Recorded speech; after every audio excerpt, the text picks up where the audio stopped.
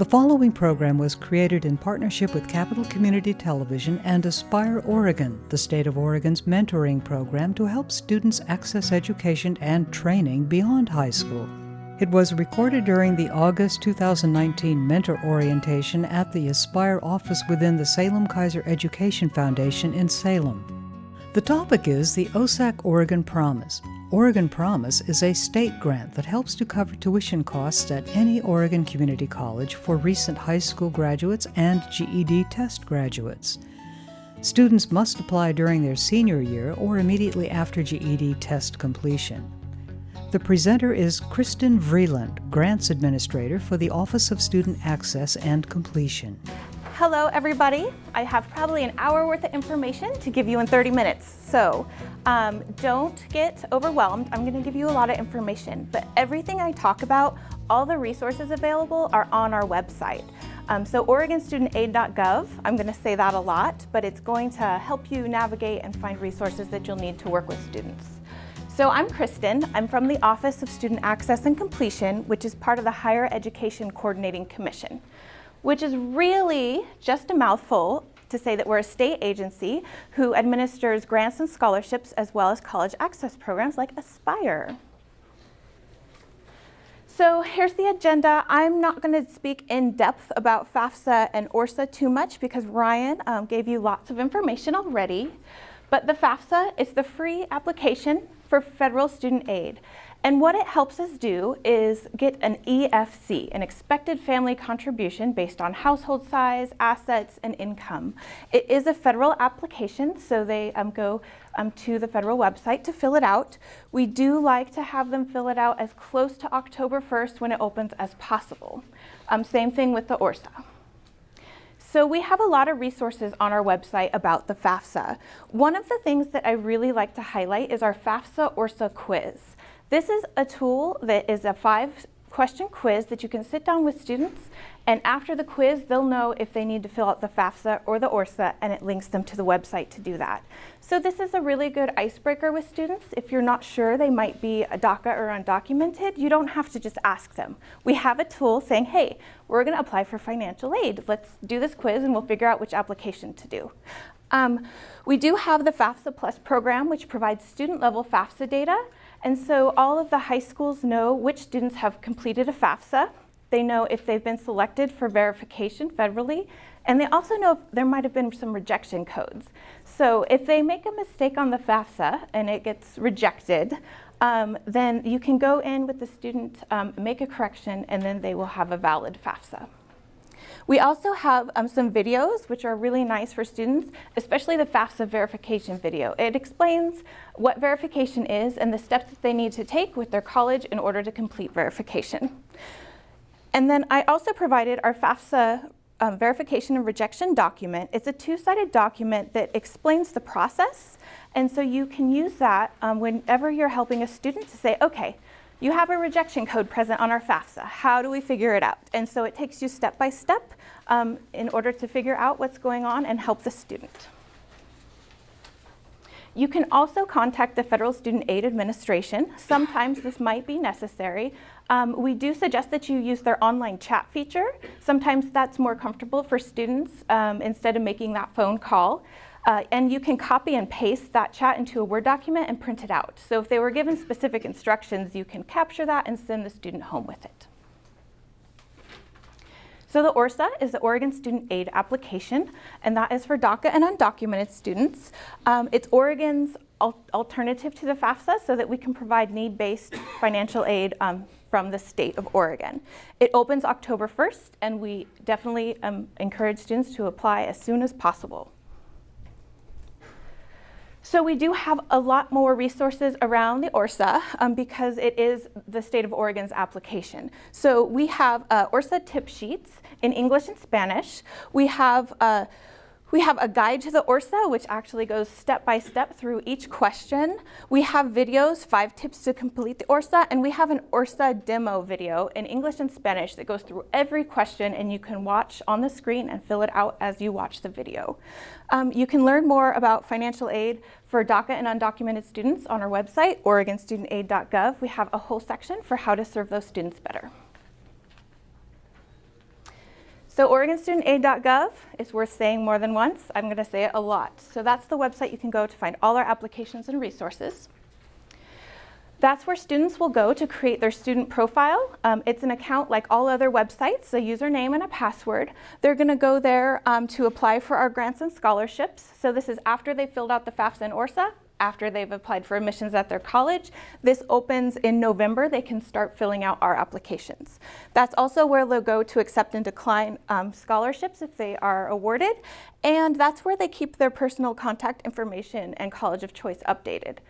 One thing I like to encourage Aspire mentors to do is to have students set up an email account that is not their high school email to use for our application.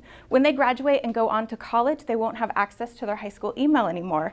It's also a good way to have just one inbox dedicated to college and financial aid that they can check, and they can receive all the information in a timely manner, and it doesn't get jumbled up with all the other emails we all receive daily. The college of choice is important to keep it updated, because if they are awarded a scholarship, that's the college we're going to send the money to. So if they've changed their mind, we need to know so that we can get it to the right place. Generally, need-based financial aid is all based on the FAFSA or ORSA. It's based on your financial situation, your assets, income, and family household size.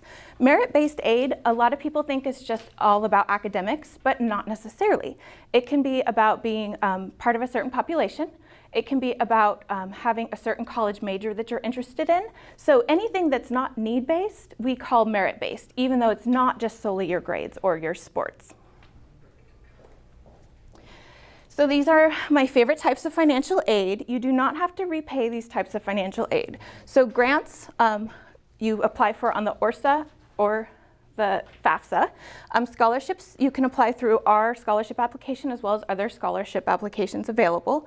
And work study is something that you apply for on the FAFSA. It's a job students can get in college, but they have to go and apply and compete for those jobs.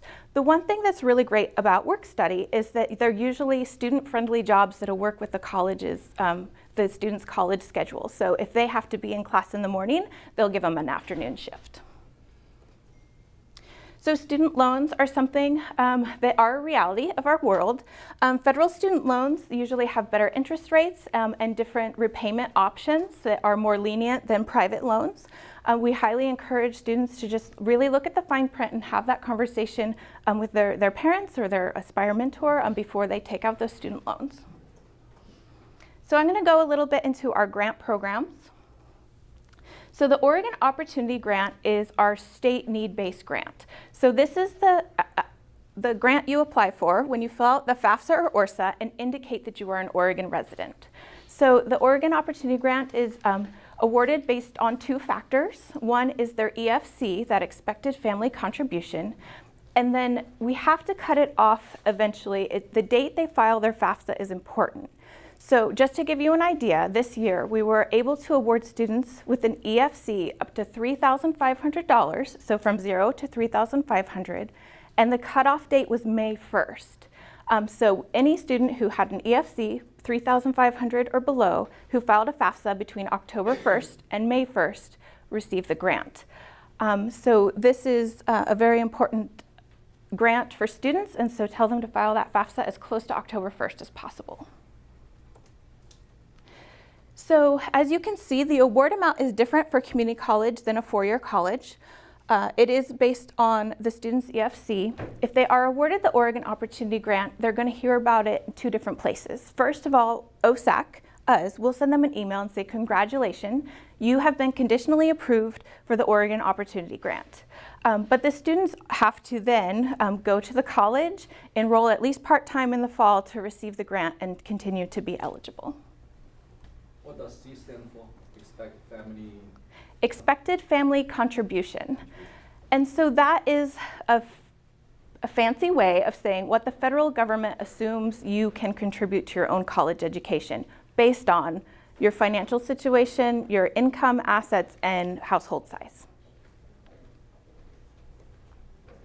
So our Oregon Promise Grant is a grant that helps pay for tuition at community colleges here in Oregon. There are some requirements. You have to be a recent high school graduate or GED student. You have to have a 2.5 or higher, or the GED test score that is equivalent to that. Attend an Oregon Community College within 6 months of graduation. Usually for traditional seniors, they'll graduate in the spring, and then they have to be attending in the fall. And then you also have to be an Oregon resident for at least 12 months prior to attending college. So that's just 1 year of high school. So one thing to note about the Oregon Promise application is that you have to fill out the FAFSA or ORSA and also complete the application in the student portal. But the great thing about the Oregon Promise application, it takes about 5 minutes. The minimum award for students is $1,000. So I don't know about you guys, but I've never had a job that paid me $1,000 for 5 minutes of work. So it's definitely worth it. They need to include an Oregon Community College on their FAFSA. And it's just, as long as they do that and they fill out this application, then they will receive notifications through the student portal. And there's no limit to the EFC for the Oregon Promise Grant this year? So for this year, there is no expected family contribution cap. Because it isn't always fully funded. So the funding for this program depends on the Oregon legislature, and that happens every 2 years. They reevaluate the program and allot a certain amount of money. One of the cost control features we have is if we don't have enough money to award everyone, we'll look at that expected family contribution. And sometimes we have to have a limit. Other years we don't. And this year, this 2019-20 academic year, we do not have a limit, but that can change based on Oregon legislation. And once you're awarded it once, does it apply every year after that, or do you have to reapply every single year? So that's a great question. So you don't have to fill out the Oregon Promise application again, but you do need to fill out a FAFSA, include an Oregon Community College, and it's not just for 2 years, it's up to 90 credits of college attempted. So if you're only going part-time, you might be receiving the grant and eligible for more than 2 years, depending on how many credits you take. So it's not necessarily 2 years, it's 90 credits. Does that clarify? Okay. And each year you just have to complete a FAFSA. Is this only for coming out of high school, or say you didn't do anything for a year and then you go to college? So you do have to attend college within 6 months of receiving your high school diploma or GED. Unfortunately, those students that take a gap year miss out on this funding. So this chart, don't get overwhelmed with it. It's on our website, and you can have lots of time to process it. But what you want to do is look at, okay, when am I graduating? When am I receiving my GED? And so this is the date that you would be graduating. Most seniors graduate between March and June. That means they have to complete the Oregon Promise application and an ORSA or FAFSA by June 1st, and they must attend in the fall. So this chart can be a really good way to talk to your students about the timeline of receiving the grant, and it also can help you with those students who might be graduating early or they're receiving a GED. So here are some alternate timelines that aren't just the traditional high school senior.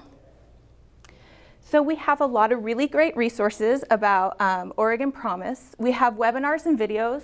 I highly suggest the video that we have about how your award is calculated.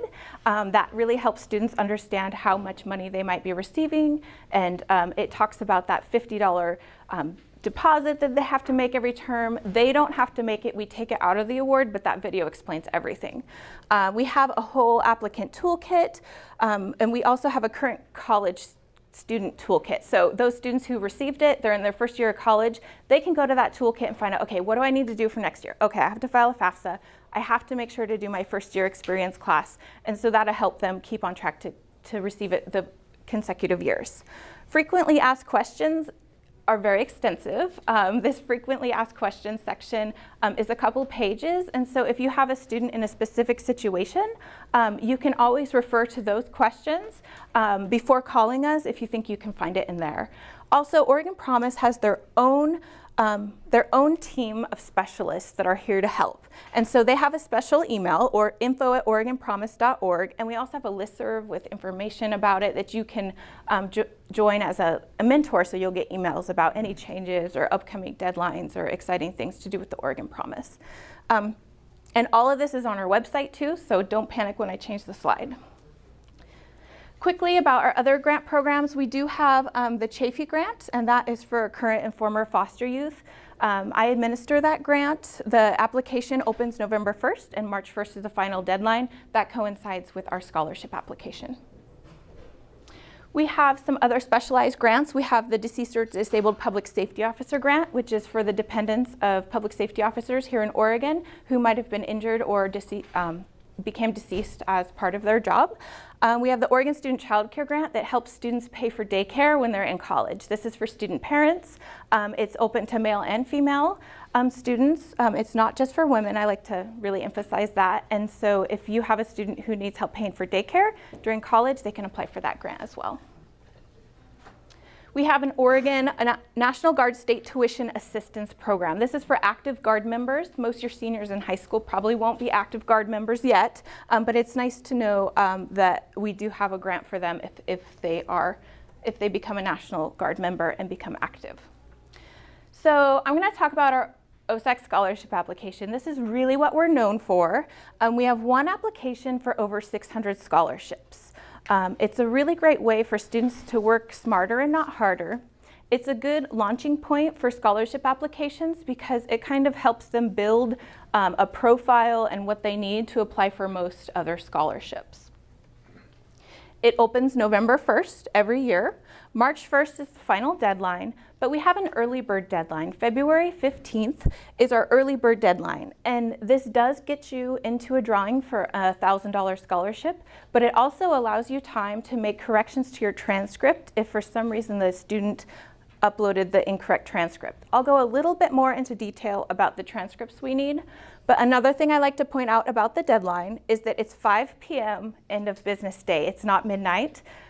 High school students like to procrastinate a lot. Please encourage them not to wait until 4:40 on the deadline. So we are partners with the Ford Family Foundation. They are one of our largest scholarships, or they are one of the largest scholarships. They pay for 90% of unmet need for 4 years at a university. We highly encourage our high school seniors to apply for the Ford Scholars if they're eligible. There are need-based requirements for this scholarship, but it's one of the biggest scholarships we have, and we highly encourage students, if they apply for one, apply for the Ford. There's a Restart Scholarship, so if you're working for students that might be transitioning from community college to a four-year university or are 25 or older, it's a really great opportunity for them to have some extra financial help going to college. I'm going to kind of go through the next slides pretty quickly, but I just wanted to let you know that it's going to highlight a couple different scholarships of ours, and what you're going to see is that all of the eligibility criteria is laid out in bullet points. It's the same way on our application. So students can look at a scholarship and very quickly decide whether they're eligible or not. These scholarships, such as the Trailblazers, they're looking for students with a GPA of 2.0 or higher. Not all of our scholarships are for 4.0 students, and I just really like to highlight that when I'm talking to students, is we really do have scholarships for everybody. It's not just the really highly involved sports kids or the high achieving 4.0 students. We don't disclose all of the scholarship amounts because they can add as many scholarships as they're eligible for to their application. The amount of the scholarship will depend on how many applicants and how much money the donor donates that year. So we don't disclose the amounts, but we just say apply for all of them that you're eligible for. And so I'm going to talk a little bit about our student profile. So the student profile is your username, your password, where you live, the basic information. You also want it to include the college major and your college of choice. They can only enter one college on their ORSAC application, but they can later go in and change the college choice at any time, as well as their major. 4 personal statements. Those are 2-part questions, short essays, 150 words or 1,000 characters maximum, which is not very much, actually. Activities chart, which talks about different types of activities you've done. The transcripts, I will go into detail about transcripts. It's the only reason a scholarship application is ever rejected. And then some of our scholarships will require specific documents and essays. I always encourage students to apply for those scholarships that require an additional essay because the applicant pool is always smaller. Nobody really wants to write an essay. So here are our 4 personal statements. These are available outside the application on our website. What I highly encourage students to do is make sure that you answer the question. They're all 2-part questions. They ask for specific examples to be concise and specific with their answers. And it's just really important that they're very honest and describe, this is their way of describing themselves outside of their GPA and their academic performance and where they live in Oregon. This is where they can tell their story and let the scholarship selection committees know that they're the best applicant and that they should be awarded. The activities chart, there's 3 different kinds of activities that we ask for. Students are allowed to opt out of one of the categories.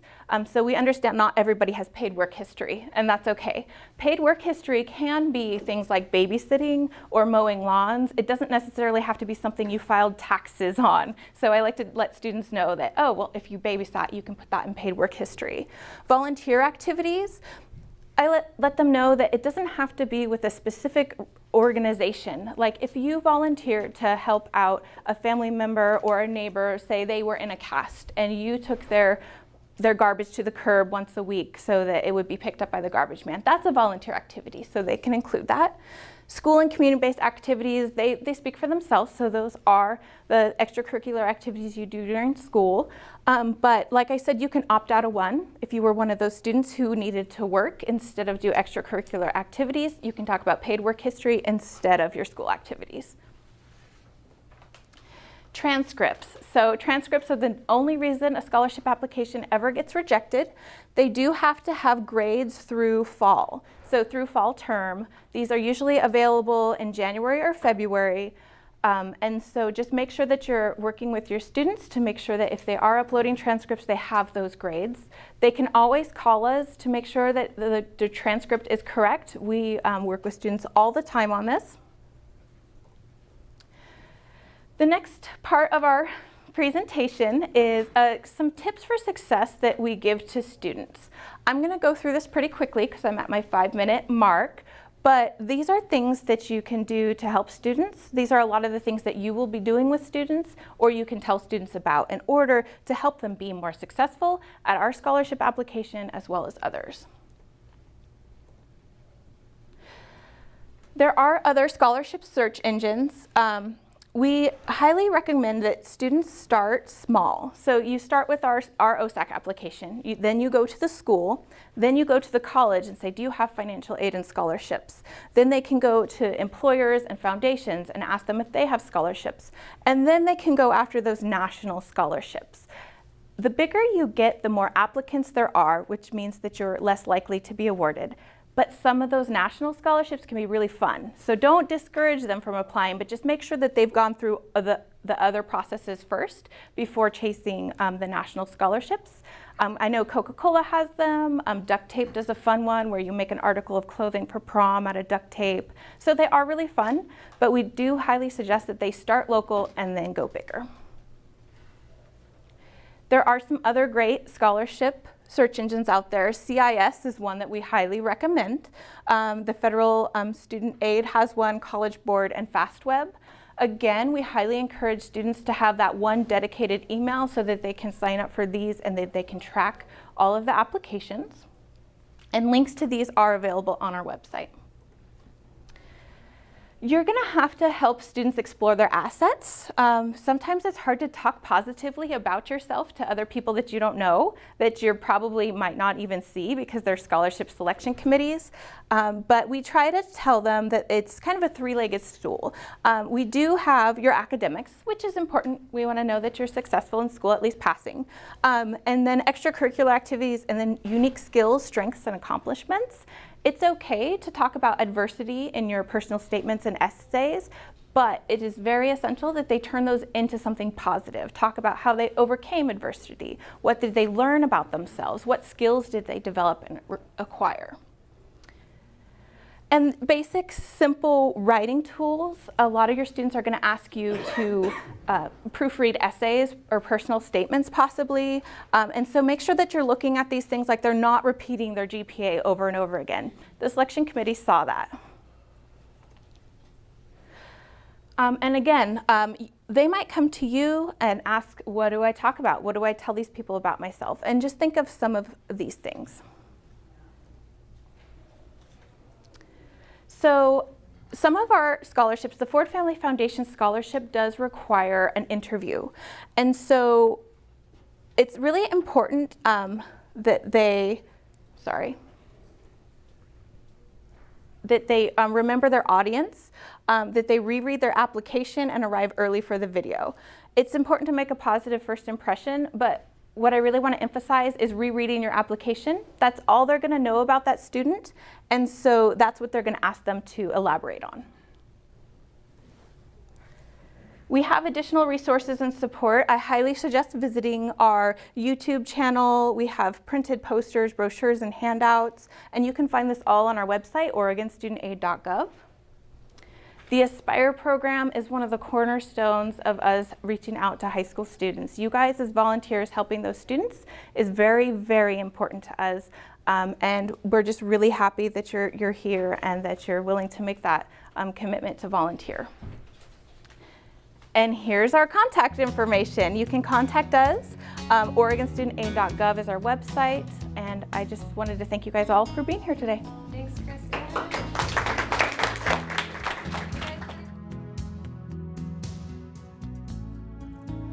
Aspire is the state of Oregon's mentoring program to help students access education and training beyond high school. The program matches trained, supportive adult volunteer members with middle and high school students to help them develop a plan that meets their career and education goals. Get involved. Contact us at aspireoregon.org. Learn more about state grants and scholarships at OregonStudentAid.gov.